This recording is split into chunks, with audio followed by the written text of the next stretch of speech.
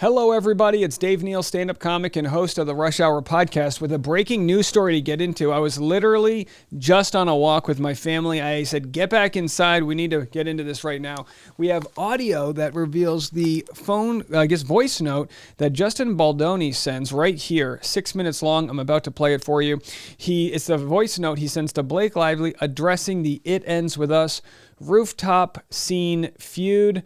Rather than tell you what it's all about, here's the version, 6.5 minutes. Let's play it. We'll pause where needs be. Again, hit the subscribe button for all breaking news stories. This is absolutely wild on a Monday afternoon. Hey, Blake. It is 2 in the morning. Hopefully this does not wake you up. Whew. Wow. Wow. There's so much I want to say to you, and I hope that we can FaceTime or see each other in person soon and get to talk more. But I'm just going to send you a few thoughts, and hopefully it's not going to be more than a few minutes. But 6.5. I don't have the best track record. I don't think either one of us have the best track record for our voice memos. I want to start with an apology. Man, reading the second part of your message, my heart sank, and I'm really sorry. I for sure fell short, and you worked really hard on that, and the way you framed it, and how that made you feel. I just want to say thank you for sharing that with me. That takes a lot of trust and vulnerability, and I feel really grateful that you feel safe enough to tell me that that's how you feel and share that with me. And I'm really sorry. Now, you might say that apologizing means you're sharing your guilt for whatever. To me, so far, before we get into more context, it feels like, I'm so sorry, I had no idea. It feels like an I had no idea apology type of thing. Up. That is a fail on my part. One thing you should know about me is I will admit and apologize when I fail. I am far from perfect. I'm a very flawed man, as my wife will attest, and and I'm gonna up. I'm gonna say the wrong thing. I'm gonna put my foot in my mouth. And you might be wondering what this is all about. So they say this is the astoundingly nice and gentle guy groveled to Blake for 6 minutes after she had threatened him and ambushed him with her dragons, Ryan Reynolds and Taylor Swift. All right, so he goes to Taylor Swift's place, right? He goes to Blake Lively's place to have a meeting, and that's where he, I guess, feels like, he realizes that again, I don't know if this is the night where Ryan Reynolds yelled at him, but he says he had never been spoken to like that. And a Sony executive who has worked there for 30 years also said they've never seen someone talk someone down or yell at someone that way. Those in Ryan's camp say he wasn't yelling. Again, we don't have any actual audio yet of that happening, but here is hours later. I'm going to you off probably, but I will always apologize and find my way back to center. That is one thing I can assure you of. And I'm sorry I made you feel that way. That must have felt terrible. And I will for sure do better. That was not my best weekend, and I should have given it more time. And damn right, you got great friends if that's how you felt and they knew that. And we should all have friends like that, aside from the fact that they're two of the most creative people on the planet. The three of you guys together is unbelievable. Talk about energy and just a force. So stick around. I'm going to share right after this in the next 4 minutes the text messages that were sent leading up to this moment here. Three of you. But I just wanted you to know that I didn't need that, because it's really good and it's going to make the movie sing like you said, and I'm excited to go through the whole movie with you. I think you and I have been trying to build a relationship, which I think we've done successfully. I mean, here we are talking like this. Justin, it's your friend from the future. No, this did not work out. Hey, I appreciate his optimism. Me into my phone at 2 in the morning, but largely via text and voice note. And that, I will be honest with you, that is not my biggest strength. I love being with people and being in somebody's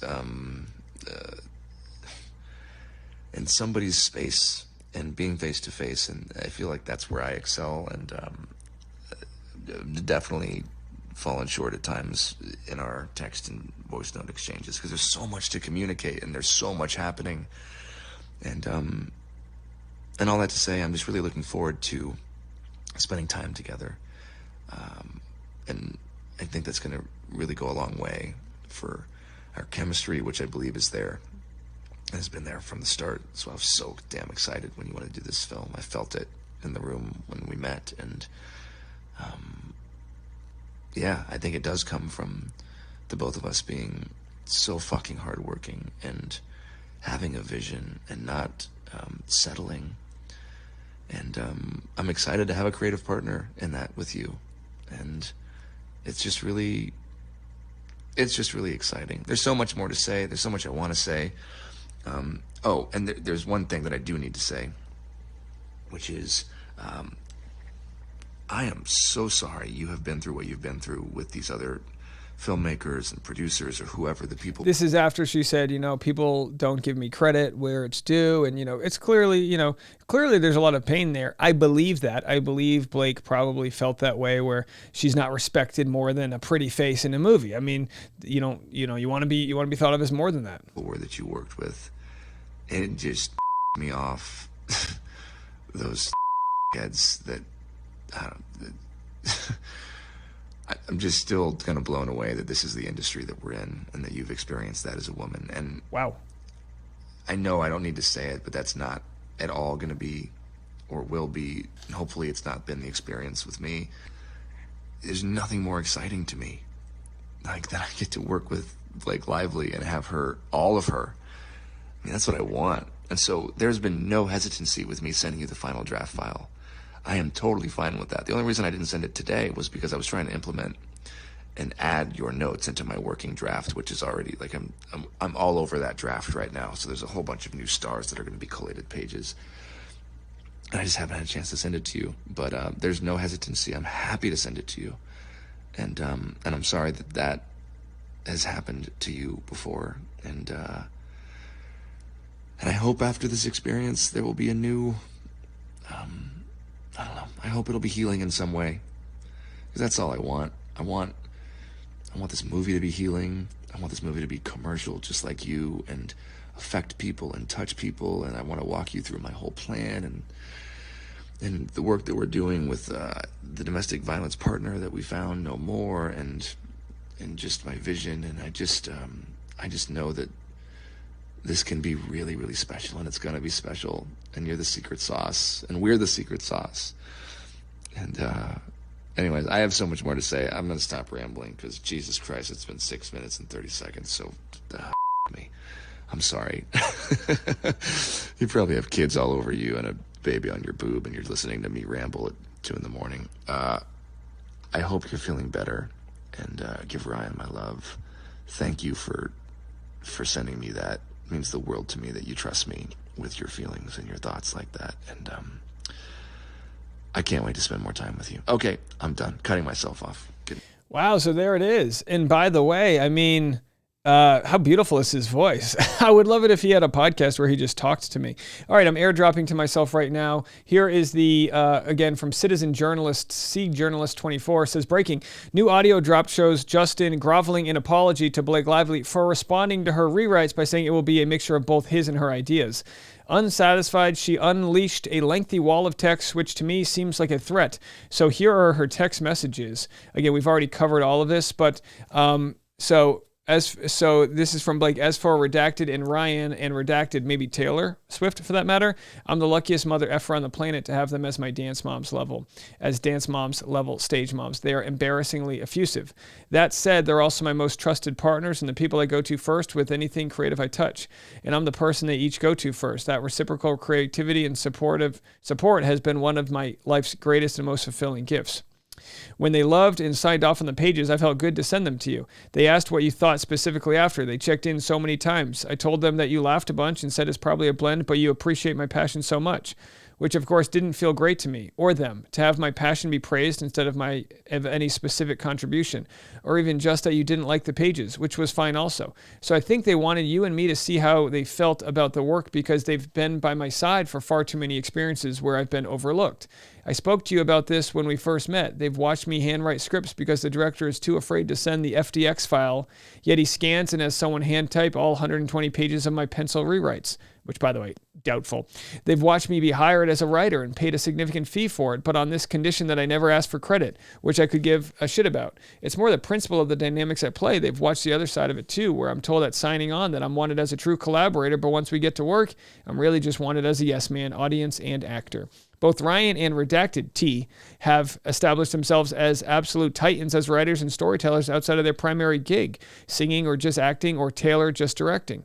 I'm so lucky to have them as creative barometers, but also to have them as the people who prop me up and make sure I'm seen for all I can and do offer, because they know firsthand all I contribute. They also know I'm not always as good at making sure I'm seen and utilized for fear of threatening egos or fear of affecting the ease of the process.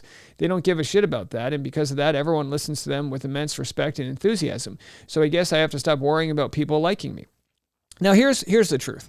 You get a voice when you have enough equity to have a voice, you know, and sadly in this industry, I don't think it's, maybe it is because she's a woman or an actor, but like if you're an actor in a project, you know, the writers think they're better than you. That's just like their own ego. So I can understand Blake here feeling like she's been left out in the past, but also if you're signed on and hired for a certain thing like acting, that's what you are. If you want to be seen as a writer, go write a script and sell it. You know what I mean? Like that's just the world we all live in. We've all acted, those of us that have acted, and we've had to step on the line and say the words they want us to say, and that's what you get. So I respect her going to the director, but in the end, he has final say. That's what they agreed upon. But again, so he responds to this. This is what he was responding to. She says, if you send me the FDX, I'll work when I can steal moments. And yes, of course, please send to Christy. We're all on the same team with the same goal. He said, great. Also was working on Rooftop Scene today. I really love what you did. It really does help a lot. It makes it so much more fun and interesting. I would have felt that way without Ryan and Taylor. You really are a talent across the board. Really excited and grateful to do this together. So he basically says, you didn't need to use your friends to convince me that. I thought that. And she says, that's very appreciated. It means a lot. I'm deeply inspired by the film we're going to make outside of the success of this book. We have such an opportunity to not only surprise people who love the book, but reach a bigger audience. So she goes back and forth. The moment that excited me most the other day was when you said, you're not funny. You are going to kill that rooftop scene. You know it, I'm sure. Even though it was said in a playful self-deprecation that we all participate in, it made me think of the process as a whole. Please know I trust that on the day you've got me, and I hope that you trust that I've got you if you want it. We're in this together, and we are two of the most determined people I know. We also have very high bars set for ourselves. To collaborate with that type of partner is a gift that neither of us will squander because, well, the irony, because we both care too much about the results and also the experience. I have no motives except for you to win as a director, as an actor, as a studio, as a writer. If you win, I win. If you win, our movie wins. We are aligned, and I will bring everything I have to this. Wild stuff. So there it is. There's your video. It's going to be going super viral. The audio at least is. And not to tease things, but I'm not ready to share it. But tomorrow morning, it'll come out at 1 a.m. Central Standard Time on the podcast. Scan the QR code there. But we've got some crazy conspiracies about who in Blake Lively's camp might be the one seeding information to Candace Owens regarding Ryan Reynolds being the villain. It's all speculation because we don't know for sure. But either way, so many layers here. And again, another example of Justin Baldoni's side saying, we're going to keep on sharing this because it doesn't make our guy look like a bad guy. Or does it? I'd love to know your thoughts about this. All right, well, we'll see you in the morning. It's going to be another crazy one tomorrow. Don't forget to subscribe if you haven't already for all these breaking news stories. I'm Dave Neal. This is The Rush. We'll see you.